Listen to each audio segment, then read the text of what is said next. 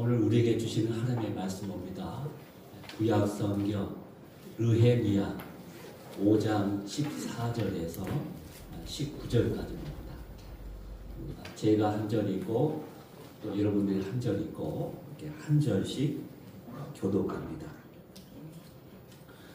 또한 유다 땅 총독으로 세움을 받은 때 곧 아닥사스다 왕 제20년부터 제32년까지 12년 동안은 나와 내 형제들이 총독의 녹을 먹지 아니하였느니라.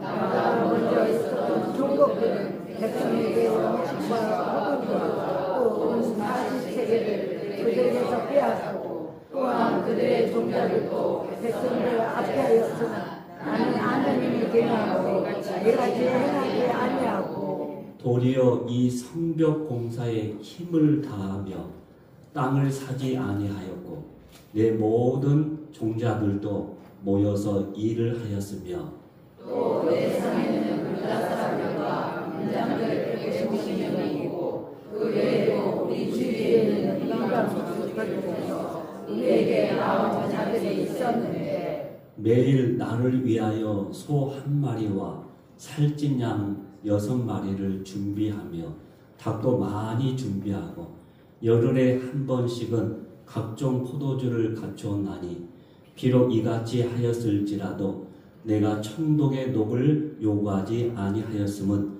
이 백성의 구역이 중함이었더라. 내가 하나님이여 내가 이 백성을 위하여 행한 모든 일을 기억하사 내게 은혜를 베푸시옵소서. 아멘. 여러분, 사람이 벼락에 맞을 확률은 얼마나 될까요? 벼락을 맞아본 사람은 한 사람도 없을 거예요. 벼락을 맞고 싶은 사람도 없을 거예요. 근데 저는 벼락을 맞고 싶어요. 특히 요즘에. 무슨 벼락? 네, 봄벼락입니다. 보수공사 이렇게 쭉 궁리하면서 같이 기도하면서 설계하면서 이 돈벼락을 맞아야 하는데. 근데 사람이 이 벼락을 맞을 확률은 과학적 통계에 의하면 70만 분의 1이라고 합니다. 70만 분의 1로 사람이 벼락을 맞을 수 있대요. 자, 그러면 질문 한번 해볼까요? 로또에 그 복권에 당첨될 확률은 얼마나 될까요? 890만 분의 1. 오, 어떻게 아세요? 관심이 있어서요. 그쪽이 역시 연구원. 네, 정확하게 제가 문서를 찾아보니까 814만 분의 1이에요. 814만 분의 1. 근데 참 그게 어렵죠. 그런데 이런 어마어마한 확률을 뚫고 동방석에 앉았던 사람들, 그렇게 당첨된 사람들은 그 말대로 그들이 원하는 대로 기대대로 그 이후에 행복하게 살았다라고 그 인생의 결론을 내면 참 좋겠는데 참 어렵습니다. 그렇지 않습니다. 통계에 의하면 10년 안에 70% 이상의 사람들이 파산하거나 삶이 이전보다 더 불행하게 끝났다라는 통계가 있습니다. 그래서 여하튼 복권에 당첨된 보다도 오히려 안 되는 게 더 감사할지도 몰라요. 어떤 10년 안에 70% 이상의 사람들이 그렇게 삶을 마쳤다는 거예요. 그 이유는 간단합니다. 그렇게 성공한 이후의 삶에 그들이 실패했기 때문에, 당첨된 이후에 그들의 삶을 실패했기 때문에 그렇게 된 것입니다.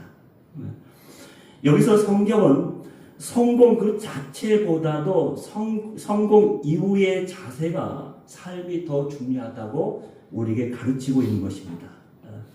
성공은 하나의 끝이 아니라 진짜 우리 인생의 시험이 시작되는 시간입니다. 성공은, 그렇게 우리가 바라는 성공은 진짜 내 인생의 시험, 테스트가 시작되는 순간이라는 것이죠. 어떤 시험일까요? 그 사람의 진정한 깊은 내면이 그 내면을 들여다볼 수 있는 진짜 그 사람이 어떤 사람인가 정말 그 사람이 가졌던 그 믿음이 진짜인지 가짜인지 들여다볼 수 있는 좋은 시험이고 기회라는 것을 우리에게 말씀해 주고 있습니다. 오늘 본문에 등장하는 느헤미야는 성공한 사람이라고 말할 수 있는 사람입니다. 오늘 본문은 이렇게 시작되고 있죠. 뭐라고 시작되고 있습니까? 유다 땅 총독으로 세움을 받은 때. 그렇게 되어 있어요. 14절에. 유다 땅의 총독으로 느헤미야가 세움을 받았어요. 근데 그 전에 느헤미야는 어떤 사람이었습니까? 저 바사나라 페르시아의 포로로 잡혀온 그런 사람이죠. 그런데 그 후에 왕에게 어떤 총애를 받으면서 술 맡은 관원이 됐습니다. 관원이 되어 있는데 어느 날 고국에서 온 사람의 이야기를 듣고서 왕한테 허락을 받아서 자기의 고국에 돌아가서 예루살렘 성벽을 재건하는 그 일을 하고자 나섰던 자원봉사자, 자원봉사자. 그에게는 아무런 직위도 없어요. 그냥 그 포로의 백성들을 끌고 온 하나의 리더로서 온 거예요. 그런 그가 결국 유대 땅에서 최고의 자리에 오를 수 있는 최고의 자리인 총독에 올랐기 때문에 그런 성공했다고 말할 수 있습니다. 아마도 그런 일을 잘했고 왕의 신임을 받았기 때문에 그렇게 되었을 것입니다. 때문에 그는 유대 땅에서 공식적으로 가장 영향력 있는 자리에 올랐다라고 볼 수가 있습니다. 그러나 느헤미야 전체를 살펴보면서 그 느헤미야서 성경 전체를 살펴보면서 놀라게 되는 것은 그렇게 총독에 이른 다음에 그 이후로 쭉 끝까지 오늘 말씀 보면 12년 동안 그렇게 성공자로 살았다라는 것을 우리에게 말씀해 주고 있습니다.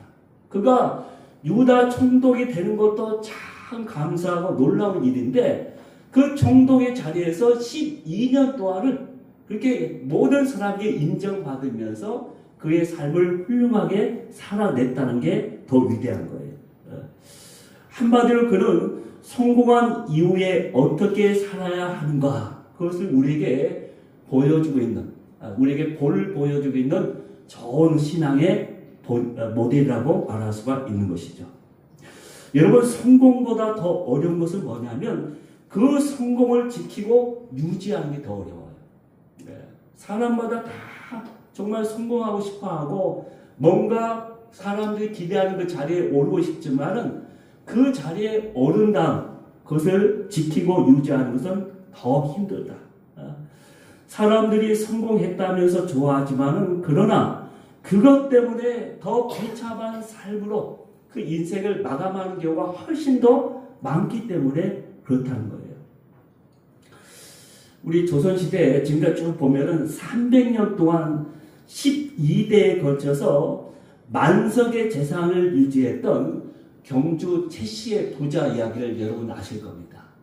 이 만석분으로 300년 동안 12대에 걸쳐서 쭉 그 재산을 유지해 왔어요. 이렇게 장기간 한 집안이 부를 유지한 사례는 전 세계에서도 유례를 찾아보기 힘들 그런 정도라고 합니다. 이 만석이 얼마나 될까 이런 개념이 잘 없죠. 그래서 제가 인터넷에서 한번 검색해 봤어요. 이 만석이 오늘날 환율의 가치, 돈의 가치로 딱 환산해 보니까 42억 2천만 원에 해당돼요. 42억 2천만 원. 근데 그 만석으로서 대대로 자기의 집안을 유지하면서 살았다는 거예요. 여러분 최부자 가문이 이처럼 계속적으로 부를 유지할 수 있었던 그 비결이 무엇일까? 지방 대대로 내려왔던 그 가훈에 있다는 것을 발견하게 됩니다. 그 가훈을 몇 가지 살펴보면 첫째, 과거를 보되 진사 이상의 벼슬을 하지 말라 그랬어요. 항상 권력을 자리에 가서 그 모든 것을 유지하되 그러나 그 권력에 대한 욕심을 경계하라는 거예요. 사람이 그곳에 오르게 되면 또 다음 단계 욕심을 부리거든요. 그러다면 오버페이스 하는 거예요. 선을 넘기도 하고 여러 가지 그 속에서 안 좋은 짓거리를 하는 거죠. 비리도 있고. 예. 그래서 항상 이 권력에 대한 경계 때문에 진사 이상의 벼슬을 꿈꾸지 마라. 우리 집안은. 그 다음 두 번째는 1년에 1만 섬 이상 재산을 모으지 말라. 예. 자기의 재물에 대한 욕심을 경계한 것이죠. 예. 일정한 부를 형성하게 되면 더 이상 욕심을 내지 말라는 거예요. 예. 그만큼은 충분하니까. 세 번째는 흉년에는 남의 논밭을 사지 말라. 흉년에 모두가 다 힘들어하는데 우리만 자꾸 부자 되면서 더 재산을 늘어가는 것은 합당치 않다. 그렇게 이야기했습니다. 네 번째, 집에 오는 손님은 융숭하게 거하게 대접하라. 예, 집에 누구든지 오게 되면 신분과 고하를 우리 그런 것을 다 차별 없이 모두를 가장 융숭하게 가장 거하게 대접을 하라는 거예요. 그럼 다섯 번째는 사방 백리, 여기서 백리는 30km를 이야기했죠. 사방 백리 안에 굶어 죽는 사람이 없도록 하라. 사방의 백리는 자기 집안이 다 책임져 주는 거예요. 어려움이 생기거나 굶어 죽는 사람이 있으면 그 모든 것을 우리가 책임져야 한다. 이렇게 했죠. 마지막 여섯 번째는 가문에 시집온 며느리들은 3년 동안 문명옷을 입도록 하라. 우리가 부자라고 태어나지 말라는 거예요. 검소하게, 소박하게 살면서 그렇게 남을 위해서 책임있게 살았던 사람들이었기 때문에 그런 부를 유지할 수가 있었다는 것입니다. 여러분, 오늘 본문의 느헤미야는 이렇게 살았던 사람들 가운데 한 사람이라고 우리가 말할 수 있습니다. 자, 그렇다면 느헤미야는 자신의 성공을 어떻게 바라보고 살았고 어떻게 해서 오랫동안 그 성공의 자리를 지킬 수 있는가? 그것을 우리에게 오늘 그 비결을 말씀드리고 있습니다. 첫째는 이 자신의 성공을 책임으로 받아들인 사람이었다. 느헤미야는 자신의 성공을 책임으로 받아들인 사람이었다. 여러분, 오늘 본문을 읽으면서 이 느헤미야에 대하여 느껴진 가장 두드러진 소감이 무엇입니까? 저는 책임감이라는 단어가 떠올랐습니다. 그가 총독에 올랐다고 해서 결코 교만하거나 어떤 그 자리에 안주하고 가만히 있는 그런 모습은 찾아볼 수가 없다는 겁니다. 오히려 그런 오늘 본문에 보게 되면 오히려 그 속에서 팽팽한 긴장과 부담 그리고 조국의 현실에 대한 책임감을 오늘 우리에게 보여주고 있다는 것을 알 수가 있습니다. 14절 볼까요? 14절. 나는 유다 땅 총독으로 세움을 받았으나 총독의 녹을 먹지 아니하였고. 그럼 15절 볼까요? 15절 다 같이 읽습니다.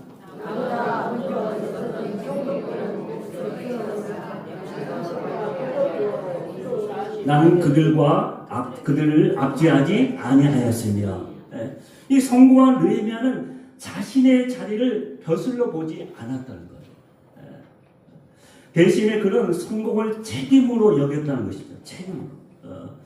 여러분, 보통 사람들이 성공하면 흔히 되게 자만하고 특권을 누리고 싶어 합니다. 그 자리에 다 오르게 되면.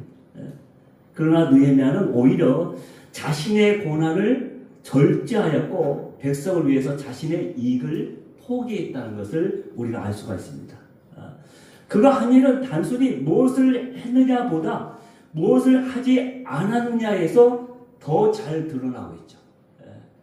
많은 사람들이 그렇게 살아왔지만 나는 그것처럼 살지 않겠다라는 그의 말씀을 보면서 우리가 그가 어떤 사람이었는가를 알 수가 있는 것입니다. 그래서 그런 총독의 녹을 먹지 않았고 백성에게 세금을 부과하지 않았다라고 분명히 말씀하죠. 그 대신 성벽 공사에 힘을 다해서 참여했다고 말씀했습니다. 다시 말해서 그는 자신의 자리는 하나님께서 주신 사명의 자리요 바로 책임지는 자리라고 생각했던 것이죠. 여러분, 우리가 영향력 있는 자리에 서는 것은 우리 서는 것을 사모하는 것은 결코 나쁜 것이 아닙니다. 나도 성공하고 싶어 하고 또 다른 뭔가 많은 일을 할 수 있는 그 자리에 오르고 싶은 것은 잘못된 게 아니에요. 근데 중요한 것은 그 자리에 가서 내가 책임 있게 그 모든 것을 내가 겸손하게 잘 감당할 수 있느냐, 바로 그것이 문제인 것이죠. 단순히 어떤 출세하거나 성공을 위해서 그 자리를 탐내면 안 된다는 거예요. 오히려 그 모든 것을 내가 책임지고 뭔가 부담을 갖고 그 모든 백성을 위해서 뭔가 하고 싶어하는 그런 겸손한 모습을 가지고 내가 나갈 때 그 자리가 그에게 큰 힘이 되는 것이죠. 때문에 성공을 갈망하는 사람마다 이런 무거운 책임이, 어떤 책임의 십자가를 칠 각오를 가지고 그 자리에 가야 한다는 것을 우리에게 말씀해 주고 있습니다. 미국 토크쇼의 여왕이었던 오프라 윈프리라는 그 여인의 이야기를 해보고자 합니다. 오프라 윈프리. 그녀는 빈민가의 가난한 흑인 사생아로 태어났죠. 사생아로 태어나서 9살 때는 사촌 오빠에게 강간을 당했게 됩니다. 그럼 14살 때는 미혼모로 또 살게 됩니다.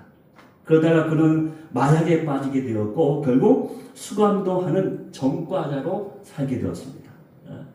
그렇게 인생을 보냈는데 그럼에도 불구하고 2005년에 타임지는 미국을 움직이는 가장 영향력 있는 100명 가운데 제일 첫 번째 사람으로 이 오프라 윈프리를 꽂았습니다.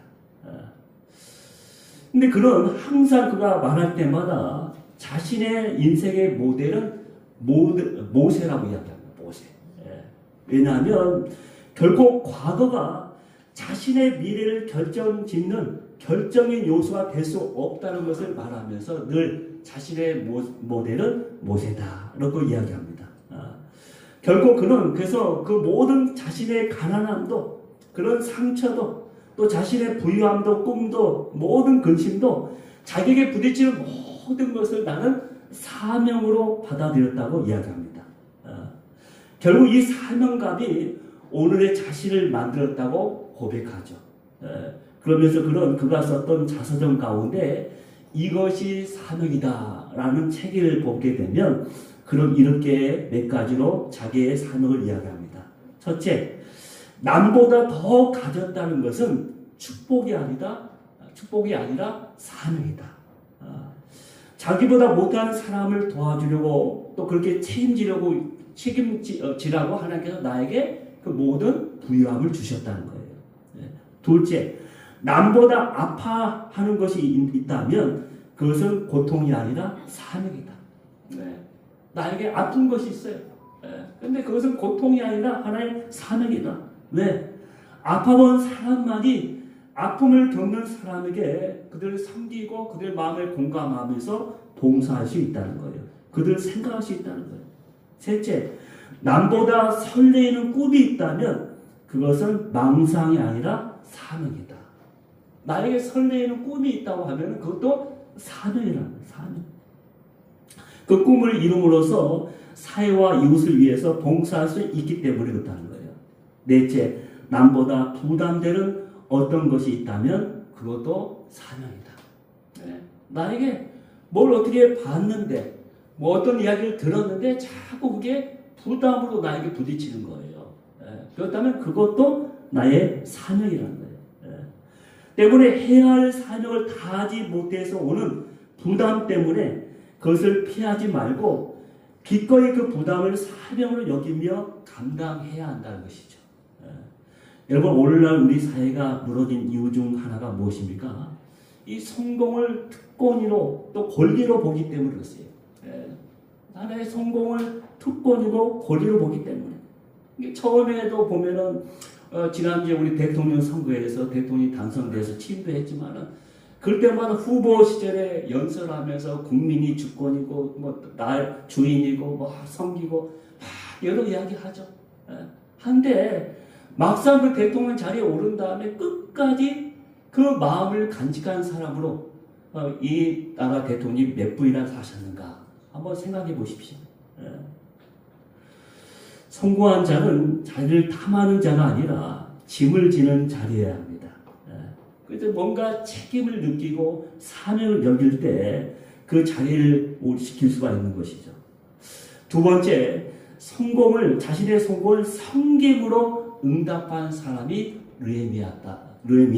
느헤미야였다라고 말씀하고 있죠. 자신의 성공을 성김으로 여겼다. 느헤미야의 성공은 단순히 고난이 아닌 성김의 기회였다고 오늘 우리에게 말씀드리고 있죠. 17절에 보면은 그의 식탁에는 날마다 150명이 넘는 손님들이 앉아 있었다고 합니다. 그런데 18절에 보면 그 많은 음식을 공급하면서도 그는 총독의 녹을 더 요구하지 않았대요. 내가 이만큼 더 많이 드니까 당신도 이만큼 더 나에게 해줘야 합니다. 라고 결코 그런 부담을 주지 않았다는 겁니다. 왜 그랬을까요? 19절에 그 답이 있죠. 19절. 19절 다 같이 한 목소리 한번 읽을까요? 19절입니다. 내 하나님이여, 내가 이 백성을 위하여 행한 모든 일을 기억하사 내게 은혜를 베푸시옵소서. 그런 하나님께서 자신을 이 백성을 위해서 부르셨다고 여겼기 때문에 그것을 하나의 자기가 섬기는 자라고 생각하면서 그 모든 일을 수행했다는 것입니다. 그래서 그는 철저히 하나님 앞에서 백성 앞에서 종의 마음으로 살았다고, 섬기는 마음으로 살았다고 말씀하고 있습니다. 그런데 그가 이렇게 살았던 그 결정적인 이유가 무엇일까? 그 이유가 무엇입니까? 15절에 그 이유를 느헤미야는 다음과 같이 고백하고 있습니다. 15절 다 같이 한번 읽습니다. 나는 하나님을 경외함으로 이같이 행치 아니하였고. 이 무슨 뜻입니까? 그가 이전에 총독들과 그렇게 다르게 살았던 이유가 뭐냐? 그 이유가 하나님을 나는 경외하기 때문에 나는 그렇게 살 수가 없었다라고 말씀하고 있습니다. 하나님을 경외하고 그 하나님께서 나를 부르셔서 이 자리에 하나님께서 세워 놓았기 때문에 나는 그렇게 살 수가 없었던 것이죠. 그리고 느헤미야는 그 진지한 부르심에 대한 응답으로 그렇게 살았다고 말씀하고 있죠. 지금 우리 민족의 불행이 자꾸 생기고 있죠.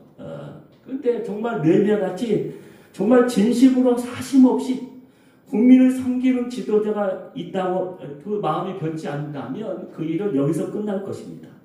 그러므로 이제라도 성공을 섬김의 기회로 응답하는 사람들이 이날 여러 곳에 세워지길 주의 이름으로 축원합니다. 특별히 믿음의 사람들이 그렇게 곳곳에 다 세워지면 좋겠어요. 믿음의 사람들이 각 곳에 다 포진되어 있어서 자기가 그 자리에 오는 것은 자기의 어떤 업적 때문에 또 자기가 잘나서가 아니라 하나님께서 그에게 섬기기 위한 기회를 주셨다는 것을 기억하면서 끝까지 그 마음 변치 않고 갔으면 참 좋겠다라는 생각을 너무 많이 갖는 것입니다. 예수님께서도 생전에 자신은 왜 이 세상에 오셨는가 여러 번 말씀하고 또 말씀하셨습니다. 대표적으로 마가복음 10장 45절 한번 볼까요? 10장 45절 다 같이 한 목소리 읽겠습니다.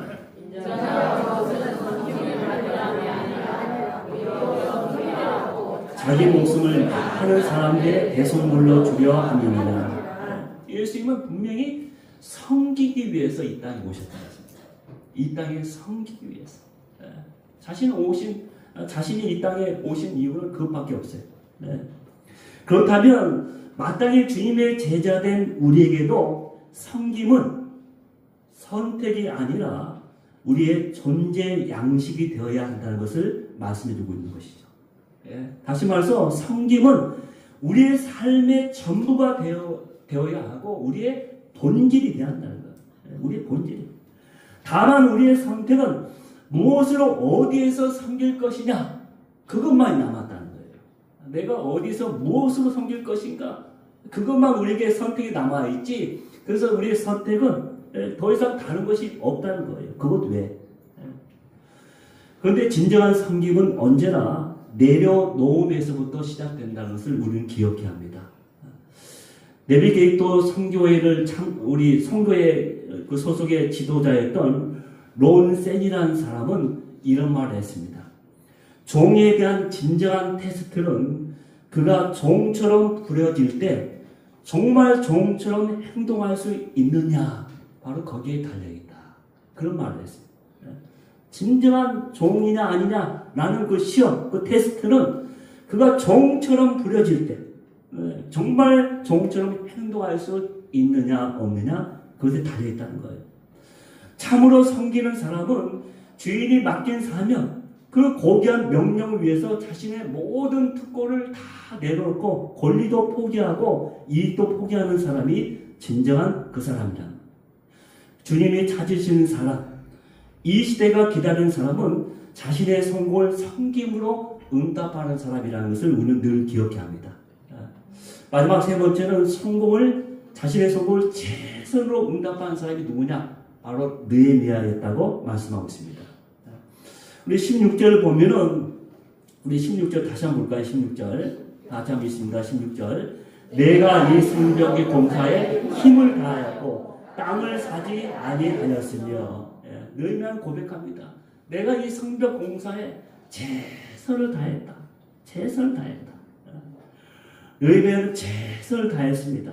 또 자신의 종자들도, 함께 있었던 사람들도 최선을 함께 다했다고 말씀하고 있죠. 여러분, 느헤미야도 자신의 노후 복지에 관심이 없었겠습니까? 자, 이제 총독의 자리에 올랐기 때문에 이제 좀 누리자, 이제 좀 쉬자, 그런 마음이 없었겠습니까? 그러나 느헤미야는 매 순간마다 그를 지배한 것은 하나님께 대한 믿음이었습니다. 하나님께 대한 믿음. 어떤 믿음입니까? 내가 최선을 다하면 나머지는 하나님께서 책임져 주신다라는 믿음이에요. 나는 내 자리에서 최선을 다할 뿐이고 나머지 모든 결과는, 나머지 모든 책임은 하나님께서 일하시면서 그 모든 것을 져주신다는 거예요. 우리는 그런 증거를 그의 마지막 그의 기도에서 찾아볼 수가 있죠. 19절 봅니다. 19절 다 같이 한 목소리 있습니다. 내 하나님이여, 내가 이 백성을 위하여 행한 모든 일을 기억하사 내게 은혜를 베푸시옵소서. 무슨 내용입니까? 하나님, 내가 백성을 섬기는 일에 최선을 다했습니다. 최선을 다했는데 이제 내 나머지 인생은 하나님께서 책임져 주실 줄 믿습니다. 하나님께서 나에게 은혜를 베풀어 주십시오. 나는 여기까지입니다. 내가 가야 할 길은 여기까지입니다. 내가 해야 할 일은 여기까지입니다. 그 밖에는 나의 능력에 벗어납니다. 그 나머지 하나님께 올려드리니 하나님께서 나머지 그 모든 퍼즐과 그 모든 일의 완성을 해달라고 오히려 기도하면서 나가고 있는 것이죠. 그것이 또한 바울의 고백이요 기도였던 것을 우리는 기억합니다.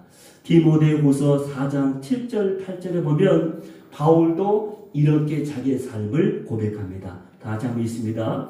내가 선한 싸움을 싸우고 나의 달려갈 길을 마치고 믿음을 지켰으니 이제 후로는 나를 위하여 의의 멸관이 예비되었으므로 주 곧 의로우신 재판장이 그날에 내게만 아니라 주의 나타나심을 사모하는 모든 자에게니라. 아멘.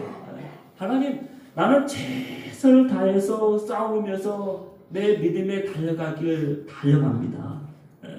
그리고 나머지 이제 올 말씀, 이제 후로는 주님께서 책임져 달라고. 주님께서 책임져 달라고. 상급을 주시는 그 모든 것까지 다 포함해서 책임져 달라고. 자기 인생을 그렇게 맡기고 있습니다. 자신뿐만 아니라 주님의 재림을 사모하는 모든 우리들이 그렇게 기대하면서 그렇게 기도하면서 가야 할 것이라고 말씀하고 있는 것이죠. 자, 그렇다면 중요한 것은 무엇입니까? 바로 후회 없이 최선을 다하는 것. 우리의 삶에 하루하루 내 인생 가운데 다시 오지 못할 이 올 하루를 내가 최선을 다해서 하나님께 사는 거예요.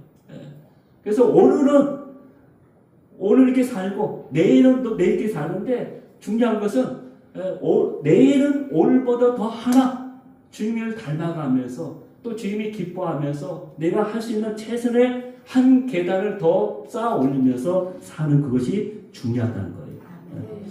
저런 최선이라는 이 단어를 생각날 때마다, 할 때마다 이 전 미국 대통령 지미 카터 대통령이 떠오르게 됩니다.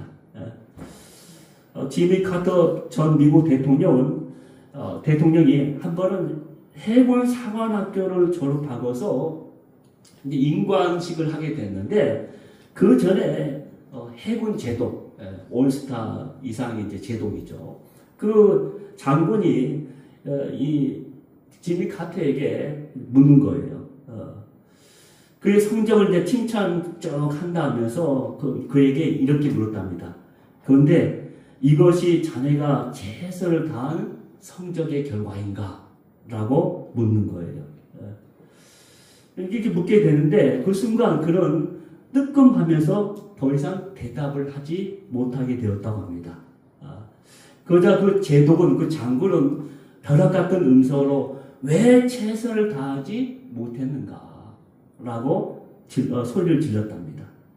그날 그 제독의 음성이 카터에게는 주님의 음성처럼 들려졌다고 합니다. Why not the best? 왜 최선을 다하지 못했느냐? 이게 자기가 삶을 살 때마다 매일매일 그 음성이 들려왔대요. 그래서 그 인생의 좌우명으로 살면서 늘 그것을 기억하며 살았습니다. 그래서 이 지미 카터 대통령은 자기 대통령직을 다 마친 다음에도 그냥 있지 않았습니다. 계속해서 집이 없는 사람들을 위해서 세계 각국에 돌아다니면서 집을 지어주는 헤비타트 운동을 합니다. 그리고 분쟁이 있는 지역마다 평화의 사도로 들어가서 그 모든 분쟁을 오히려 주선하는 그런 화해를 주선하는 그 일을 해오다가 작년 그의 인생의 100세 나이로 하나님께 부름을 받은 사람이 바로 지미 카터 대통령입니다. 여러분, 우리는 기억해야 합니다. 저와 여러분도 어느 날 우리 인생의 여정을 모두 마친 후에 우리 인생의 처음이요 마지막이신 분명히 주님 앞에 나가서 우리도 똑같이 질문을 받게 될 것입니다. 너는 최선을 다해서 살아왔느냐? 그때 저와 여러분은 어떤 대답을 하게 될까요? 주님, 부족하지만은 내가 이렇게 최선을 달려다가 이곳에 왔습니다. 라고 대답할 수 있다고 하면은 우리 인생은 성공했다고 말할 수 있습니다. 여러분, 느헤미야는 성공한 이후에도 성공한 사람이었습니다. 성공한 이후에도 성공한 사람이었어요. 그는 그의 성공을 책임으로, 섬김으로, 또 최선으로 응답했기 때문에 그렇다는 거예요. 이제 저와 여러분도 우리의 성공을 넘어서 그 성공의 완성을 위해서 내가 인생의 마지막까지 그렇게 달려가다가 주님 앞에 온전히 우리가 담대하고 나아가서 내가 이렇게 살아왔습니다 라고 자신있게 대답하면서 우리 열매를 주님 앞에 올려드릴 수 있는 저와 여러분이 되기를 주의 이름으로 축원합니다.